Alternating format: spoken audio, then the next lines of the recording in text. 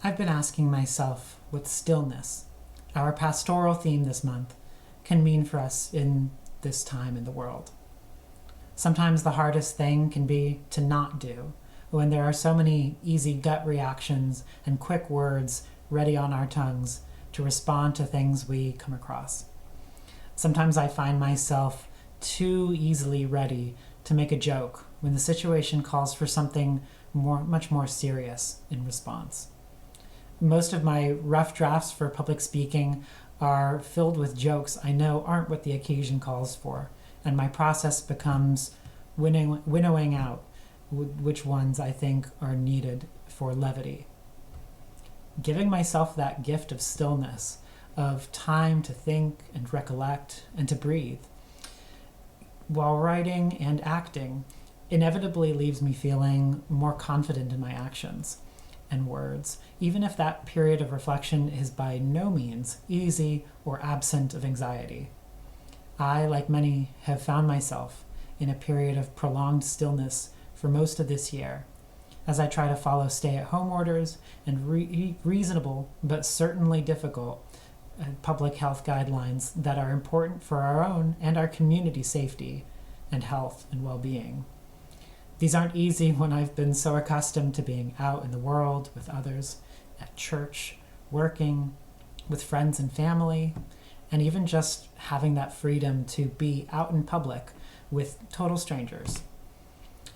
To need to stay home and to stay apart from others isn't an easy stillness. It's hard and it's deliberate work. Now, we've entered into the season of Advent, and while I'm not a Christian, though I did enjoy the chocolate Advent calendars as a kid, I think that some of the themes of the tradition are more broadly relatable to me than ever. It's a season of waiting and of preparation. In many religious traditions, to wait for the nativity of Christ and for his second coming. But I see in it also the recognition that winter is coming, and that will be hard, but so is their hope. So is their light. And so now we wait, and we hope, and we prepare for infection rates to go down, for vaccines to be produced and distributed, and for us to be able to embrace and join with one another again. But the work of stillness, of waiting, of preparation and reflection in our hearts and in our minds is work that we still have left before that can happen safely. We have this time to reflect on the way things were before. Let this stillness be our time, our preparation for the way we want to be in the world, for the ways we cherish our time with others, and our time by ourselves, guided by the light of the new year just on the horizon, a small but hopeful glimmer.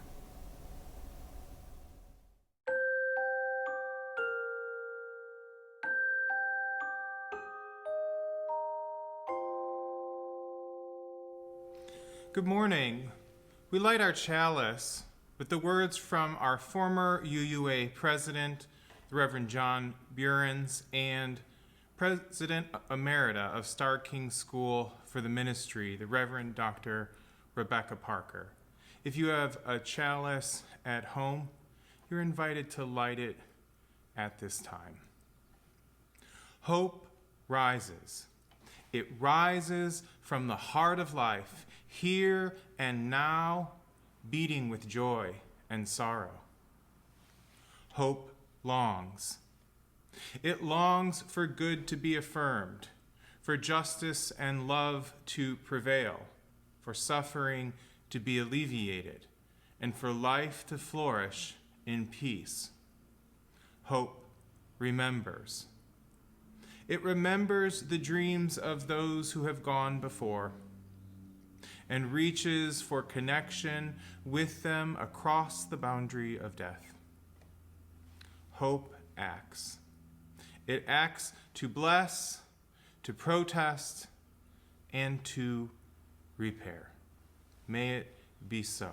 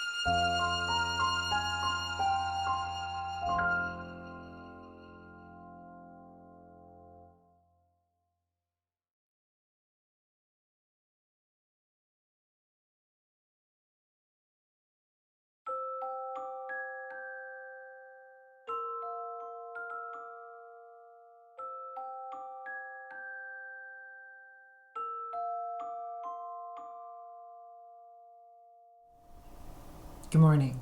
Welcome to the Unitarian Universalist Community Church of Santa Monica. I'm Aubrey Sassoon, your worship associate for this morning. The Reverend Jeremiah Kalendae, who serves this congregation as its developmental minister, and our team of worship associates are delighted to join you in our online sanctuary this morning. If you're new to our community, please know that while our building is closed, we still are here, and there are many ways to learn more about us and to become involved. We offer a multitude of programs to serve our congregation's needs and to be of service to the larger world, offering broad religious and personal education for youth, as well as for people of all ages, in addition to serving as a pillar of community activism in our Santa Monica and West LA neighborhoods. If you're interested in learning more, please join us for our virtual visitor meetup after the service.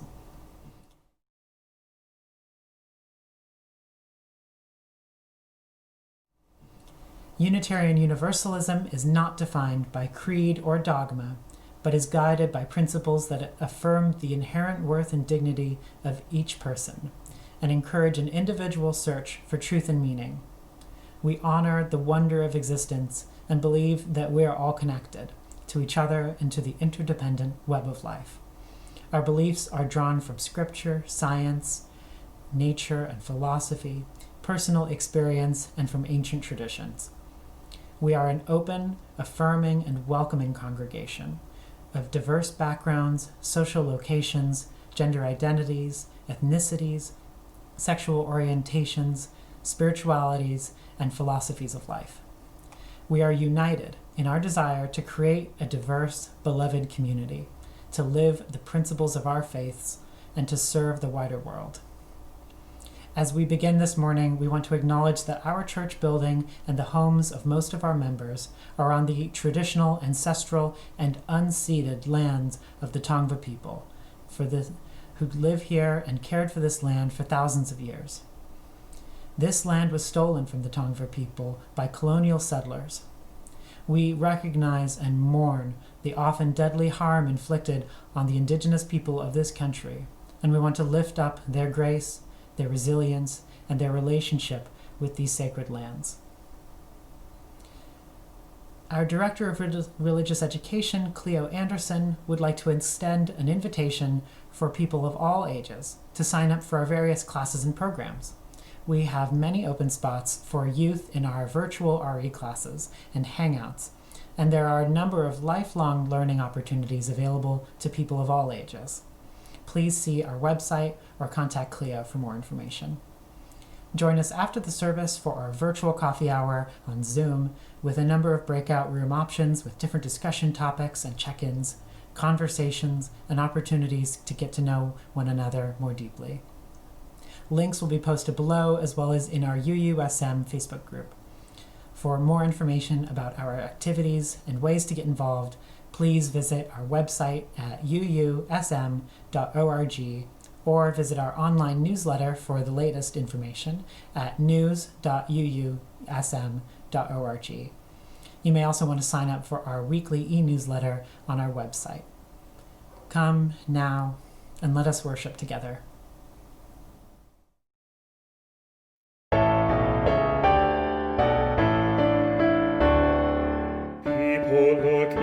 The time is near of the crowning of the year. Make your house fair as you are able. Trim the hearth and set the table. People look east and sing today. Love, the guest is on the way. Furrows be glad, though earth is bare. One more seed is planted there.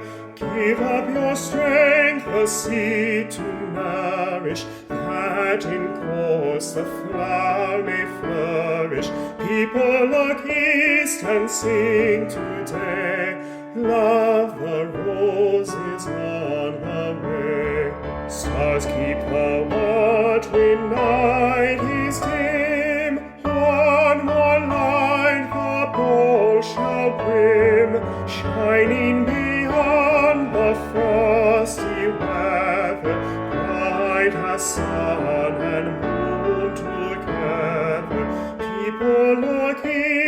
and sing today. Love, the star is on the way.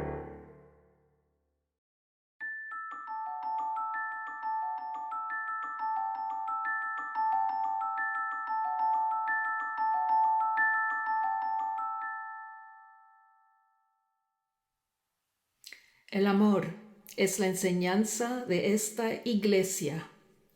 Love is the doctrine of this church. Buscar la verdad es su sacramento y el servicio es la oración. The quest for truth is its sacrament and service is its prayer. Vivir juntos en paz. To dwell together in peace. Buscar el conocimiento en la libertad. To seek knowledge in freedom. Servir a la humanidad en comunión. To serve humankind in fellowship. Así es como convenimos unos a otros. Thus do we covenant with each other.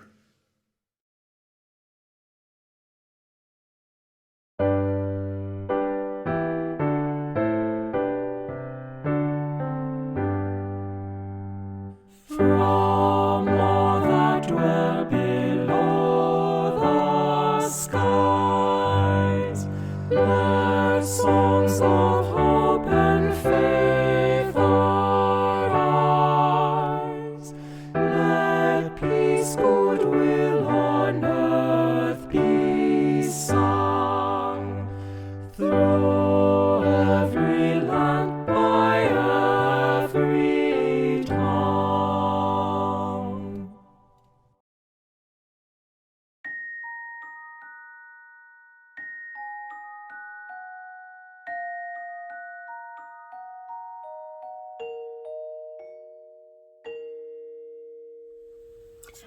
Good morning. This morning, we're going to talk baseball. Now, you probably know that girls play baseball. But did you know that one of the fastest Little League pitches ever was thrown by a girl? Well, I'm going to tell you about it. This story actually starts in 1972. A young girl named Maria Pepe was the first girl to ever start in a Little League game. But a lot of the other teams, and by a lot I mean all of them, complained so much that she was pulled from the game because girls didn't play baseball. Maria's family was not going to take that as an answer. So, they took Little League to court. They said you can't discriminate against a girl who wants to play Little League. Little League, as they said, was as American as apple pie and hot dogs. And there's no way a girl should be prevented from being a part of that. The case ended up going to a pretty high level of court. Appeal after appeal, and it kept going to a higher and higher level of judge, and finally a judge said, no, you can't discriminate against girls. But for Maria, it was too late. She'd turned 14, which meant she was too old to play Little League anymore. Now you're probably going, well, what does that have to do with the fastest pitch ever thrown? Well, way back in the 2000s, the mid-2000s, there was a Little League pitcher named Monet Davis. She is the 18th girl to play Little League, or to start a Little League game, and she's only the 6th to end up pitching in the Little League World Series. Now, here's the thing about Monique. She's not a pitcher based on strength. She's a pitcher based on precision. And she pitched a shutout at her Little League World Series. But more importantly than that, one day, playing in a regular game, not the World Series, not a playoff, Monet Davis pitched a 71-mile-an-hour pitch. As far as anyone knows, that is the fastest pitch ever pitched. In fact, the average Little League pitcher pitches at 63 miles an hour. Now, you're probably going like, okay, that's interesting information. But guess what? Monet Davis did something most Little League pitchers never do. She took that pitch, that 71-mile-an-hour pitch, that super precise shutout pitch, and she got herself a scholarship. A girl got a baseball scholarship. But she didn't do it alone. It's not just that she had a precise pitch. It's not just that she was really determined. She did it because Maria Pepe in 1972 said this isn't fair and things should be fair. And her parents listened and said, yeah, things should be fair. So now, girls have the fastest pitch, one of the most iconic Little League shutouts, and Monet Davis is playing in the college leagues. And that's our story for today.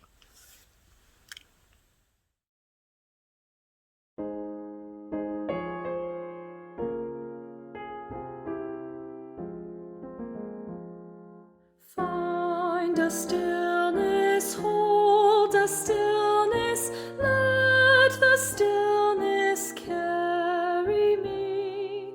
Find the silence, hold the silence, let the silence carry me. In the Spirit, by the Spirit, with the Spirit giving power, I will find true harmony.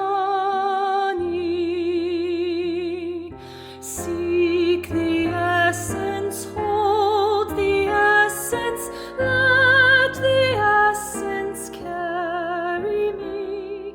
Let me flower, help me flower, watch me flower, carry me. In the Spirit, by the Spirit, with the Spirit giving power, I will find true harmony.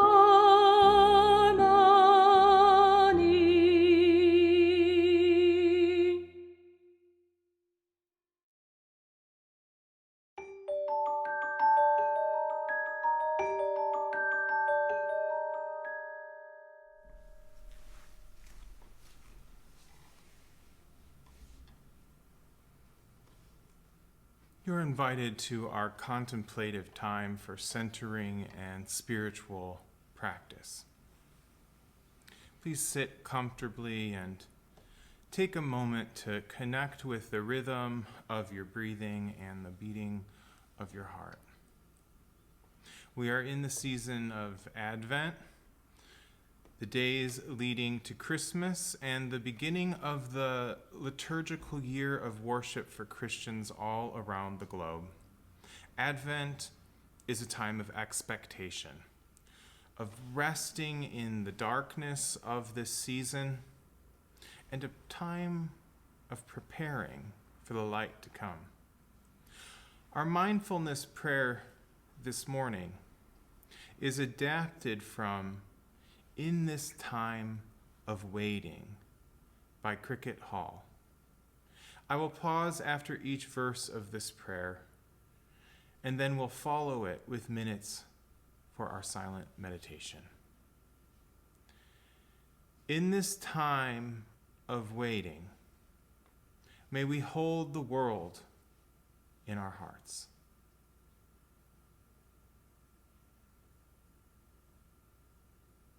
In this time of waiting, may we hold each other from afar.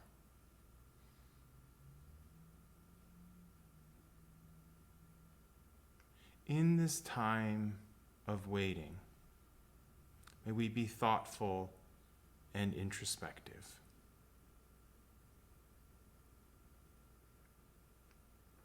In this time of waiting, may we delight in the darkness and all that it teaches us. In this time of waiting, may we rekindle the fires of hope, love, joy, and peace within ourselves and our communities.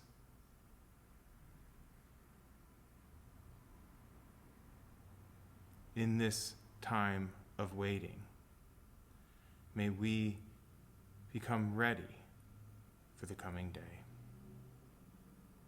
We're invited to this time for stillness and silent meditation.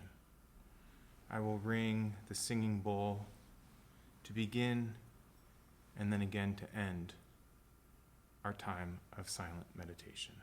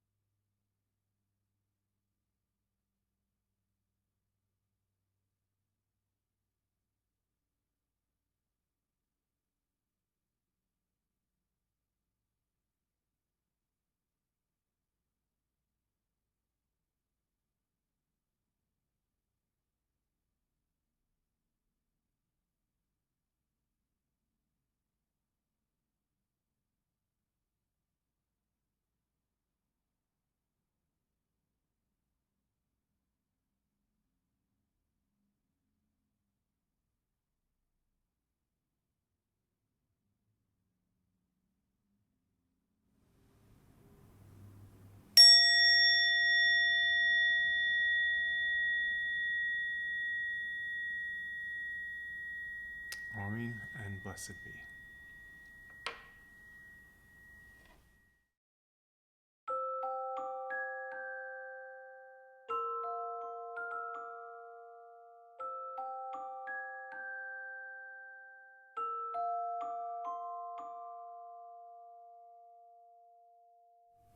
Mother Mary is arguably the most famous woman in the world. Referred to as Our Lady of Peace, the most holy, the Queen of Heaven, and the Mother of God. She is venerated by the world's 2 billion Christians as the Holy Mother of the Prophet of Galilee. And she is further celebrated by the 1.5 billion Muslims of the world as the Mother of the Messiah. Her story has endured for 2,000 years and has reached every corner of the earth. Although she is especially celebrated in the Roman Catholic, Eastern Orthodox, and Islamic traditions, her station was minimized by the Protestant tradition as an excess that distracted from devotion to her son. We Unitarian Universalists are the descendants of these traditions of protest against the Church. So we too have largely ignored her life and the traditions that sprang up around it. As we were planning our services for the holiday season a few weeks ago, it was suggested that we have a service that explores this extraordinarily consequential figure of humanity's religious history in the light of the liberal religious tradition. I was inspired by this idea because I could not think of a single instance in all of my years of ministry in which I preached specifically on the topic of her life, nor can I recall ever attending a liberal religious worship service that was specifically devoted to this exceptional woman. Now, the patriarchy loves to celebrate the men of religious history, Abraham and Moses, Jesus and Muhammad, Buddha and Krishna. May they all be exalted in divine peace. But rarely do we turn to this poor, first-century Galilean Jewish woman of Nazareth in our seeking for religious wisdom. Last year, we offered a service, Jesus the Radical, that explored the life and radical teachings of her son. So I thought this year we might turn to Mother Mary and explore her life and reclaim some of its feminist dimensions. Patriarchy is a system of power that has privileged male-identified people at the expense of female-identified people.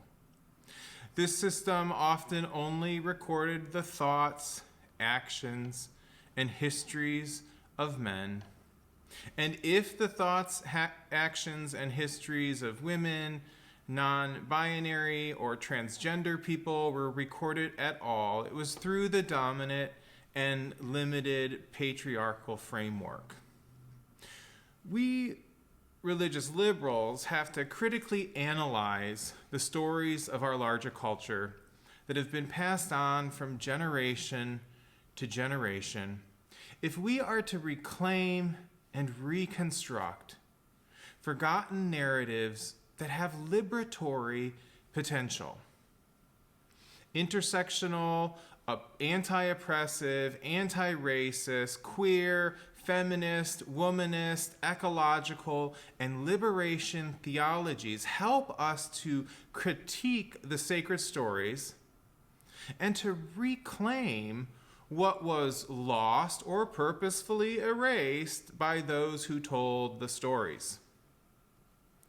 Our retelling of the stories has to uplift what was suppressed in those narratives and center the voices of women and others who were historically marginalized and often still oppressed by the dominant religious narratives.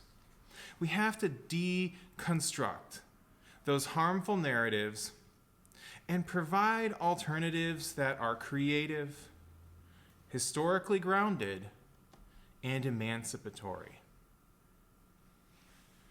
As a young person raised in a Christian household, I revered Mother Mary, but I was confused by the contradictions I encountered in church. My grandparents had icons of the Queen of Heaven in their homes that I particularly loved. In these images, Mary is crowned and wearing a flowing blue robe. She's in the sky, surrounded by stars. Light is bursting forth from her, and her foot is crushing a serpent beneath her. These icons presented an exalted feminine power that was at odds with what the church taught about women and the stories that were passed on about Mary. I was told that God was an angry, judgmental male.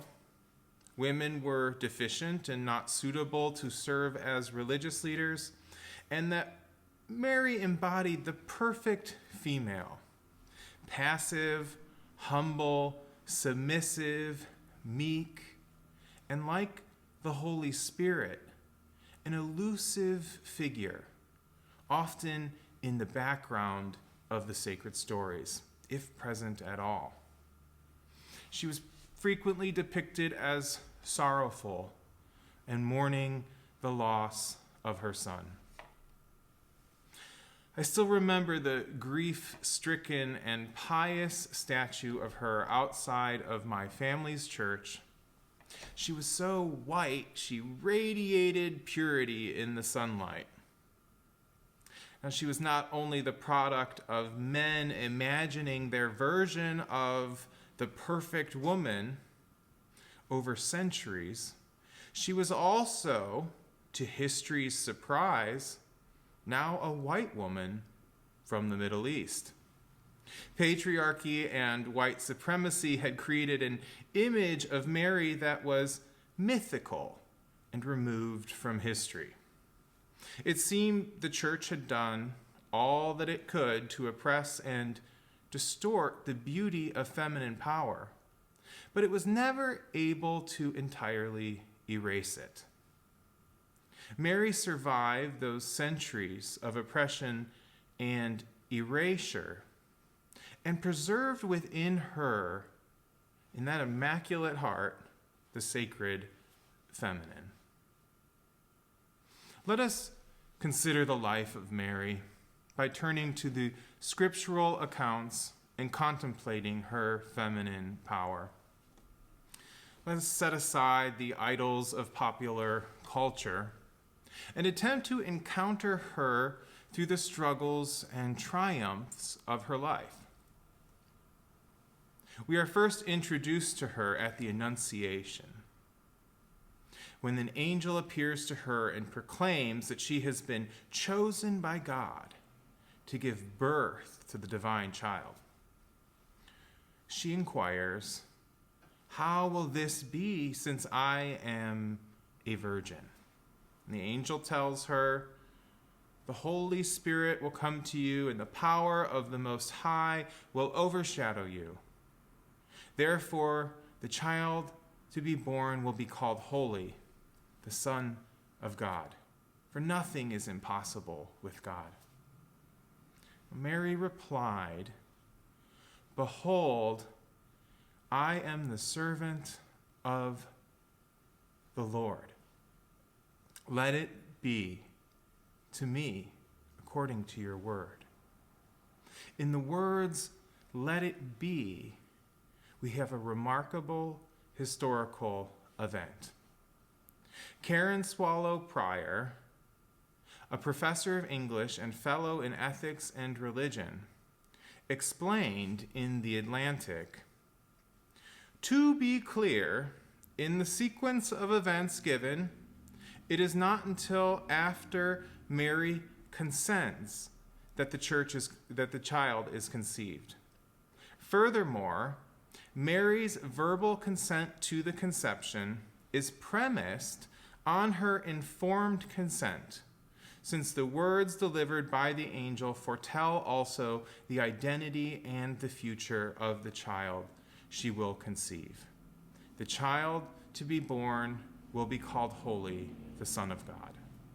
So with Mary's words of "let it be," we have what just might be the first recorded instance of verbal consent in human history. And considering the times, ancient Middle Eastern cultures were not exactly known for their justice towards women. This verbal consent is quite remarkable indeed. Yet some things don't change. Then, as now, a woman's word is given too little credence. But if we take the woman at her word, Luke's account of Mary's testimony portrays a God, whether real or mythical, who was way ahead of us. Now, the virginity of Mary is something that religious liberals have long questioned.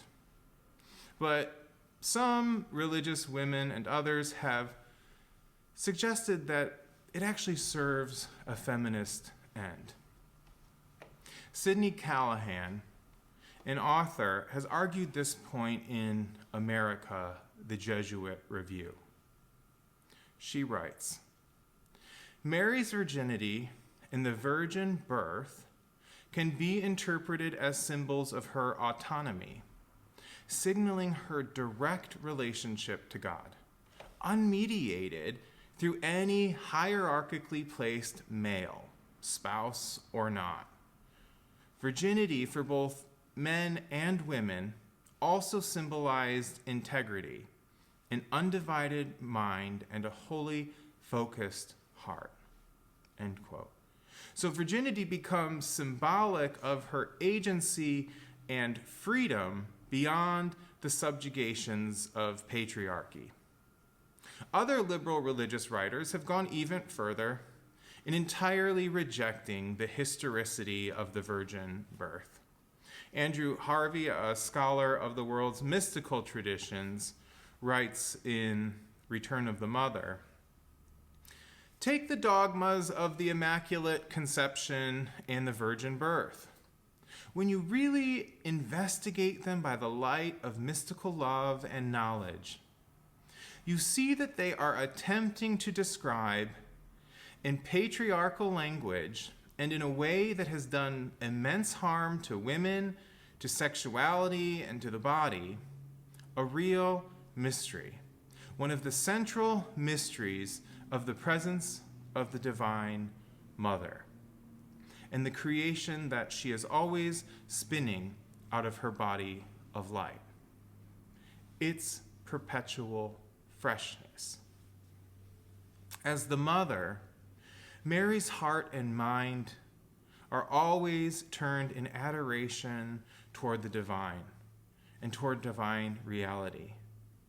And both are always concentrated, always pristine, clear mirrors in which the light of truth can keep flowering. Such virginity and the strength it brings are one with love and love's deepest source and secret.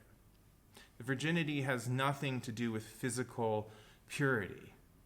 The theological obsession with Mary's physical virginity has long been a sad and disastrous red herring, which has separated her from other women, conspired in the general Christian debacle of body hatred, and actually blocked the force of Mary's real purity.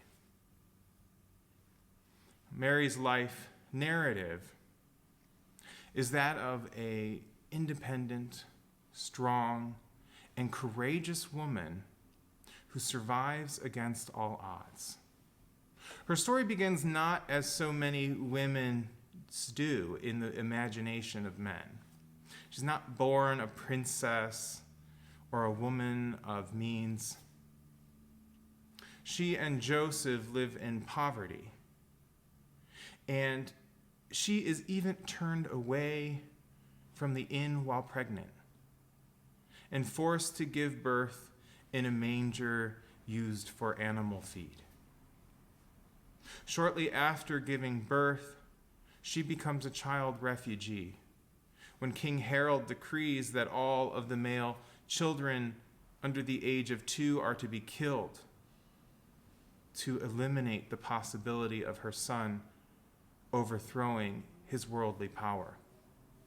the Christian scriptures record.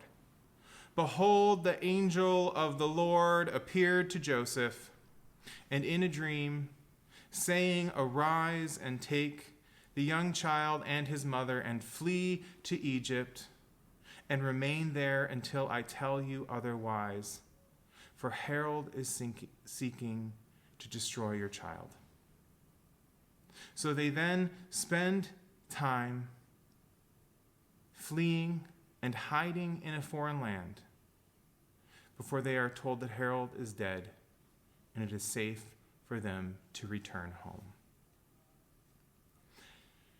Karen Swallow Prior writes that the Marian tradition that emerged around her life excelled in elaborating on the goodness of Mary as a real embodied woman.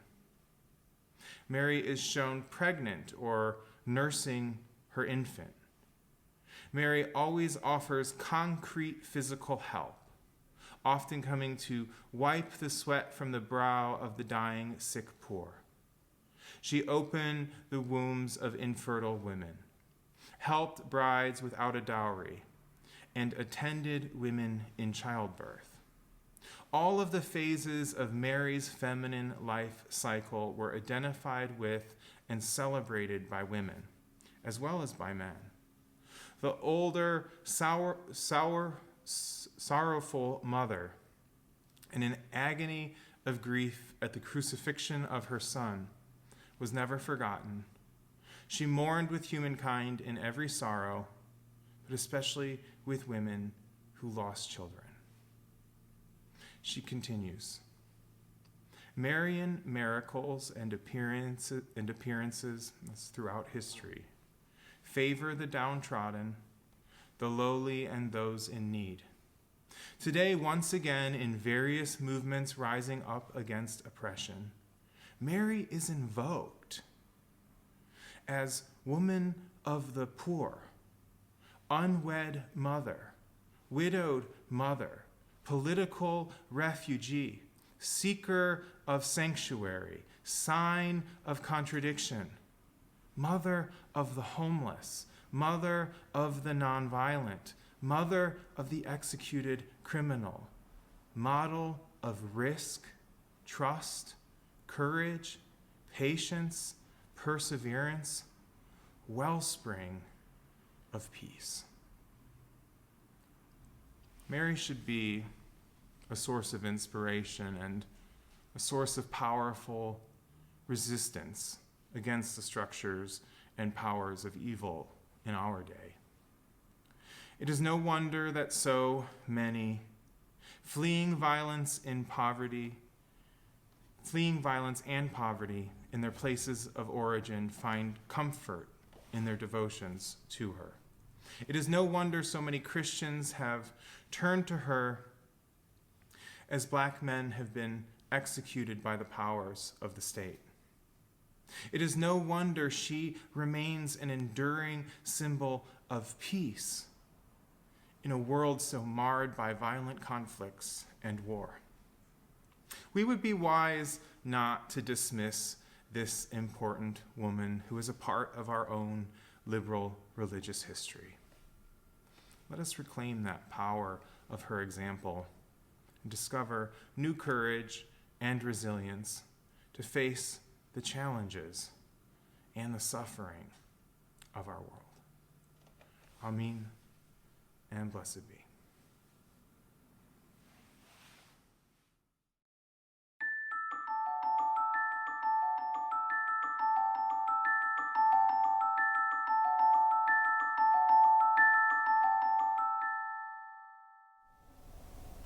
We are a community that works for more than ourselves. Today, we pledge 50% of our offering to the United Nations Children's Fund, commonly known as UNICEF. UNICEF works in the world's toughest places to reach the most disadvantaged children and adolescents, and to protect the rights of every child everywhere. Across more than 190 countries and territories, UNICEF does whatever it takes to help children survive, thrive, and fulfill their potential, from early childhood through adolescence. The world's largest provider of vaccines, they support child health and nutrition, safe water and sanitation, quality education and skill building, HIV prevention and treatment for mothers and babies, and the protection of children and adolescents from violence and exploitation. Thank you for your generous support. There are 3 ways to give: over text, through our website, or by mailing a check. Using your smartphone, text 844-982-0209 with the donation amount and the code for where the funds will be posted. A brief registration form will be sent to you if this is your first time giving in this manner, but it is very simple each time afterwards. To make a generous congregation contribution, use code GCC or use the QR code that you see on your screen. On our website, you can make a one-time donation or set up recurring payments for your pledge or for another purpose. Your giving makes a big difference.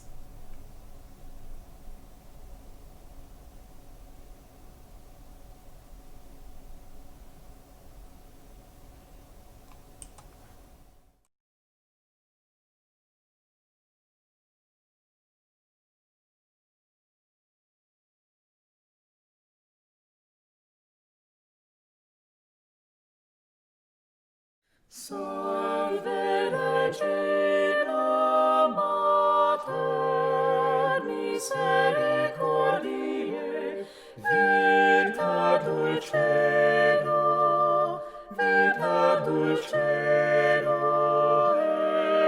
et spes nostra salve.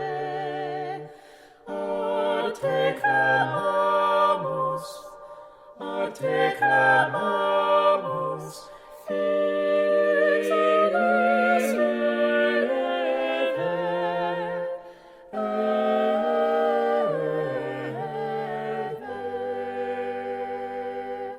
Ad te suspiramus, gementes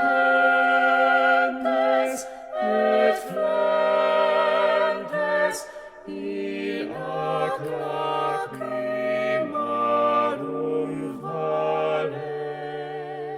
Ea ergo advocata nostra, ilus tuos misericordes oculos ad nos converte.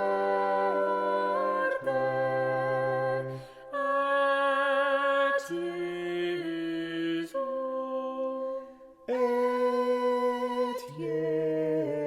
Iesum benedictum fructum ventris tui,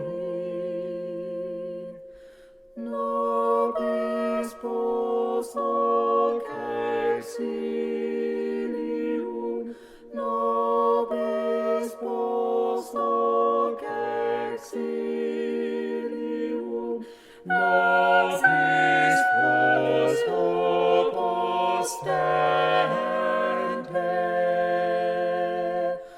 O clemens, O pia, O dulcis Maria, O dulcis Virgo Maria,